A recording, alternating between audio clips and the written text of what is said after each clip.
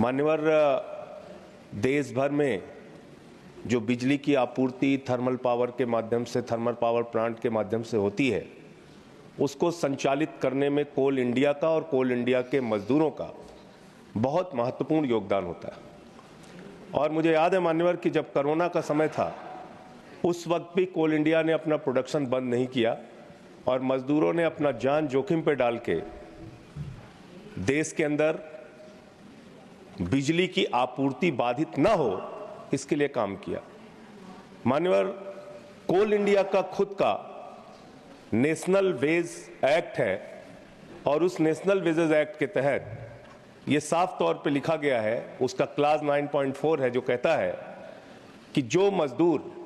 कोल India में काम करते करते गंभीर रूप से बीमार हो जाएगा, किसी को कैंसर की बीमारी, किसी को लीवर की बीमारी, किसी को किडनी की बीमारी, यानी कि जो गंभीर बीमारियां हैं, उनके लिए ये नियम बनाया गया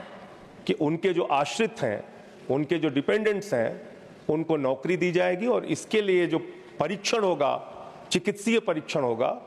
वो मेडिकल बोर्ड करेगा, कोल इंडिया का मेडिकल बोर्ड करेगा। लेकिन बहुत दुर्भाग्य की बात है मान्यवर कि 18 नवंबर 2017,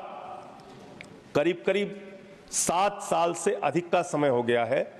आज तक वो मेडिकल बोर्ड काम ही नहीं कर रहा है। मेडिकल बोर्ड काम नहीं कर रहा मान्यवर। और वो जो मजदूर हैं, उन्होंने महामहिम राष्ट्रपति को कई बार प्रार्थना पत्र लिखा,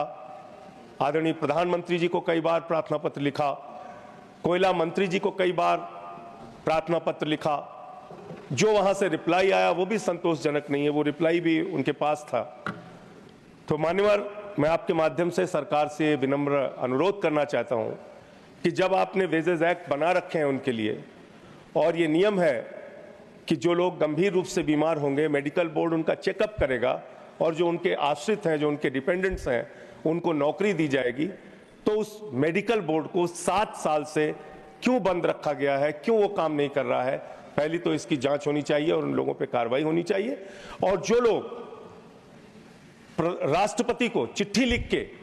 इच्छा मृत्यु की मांग कर चुके हैं कि अब हम मरना चाहते हैं इस परिस्थिति में,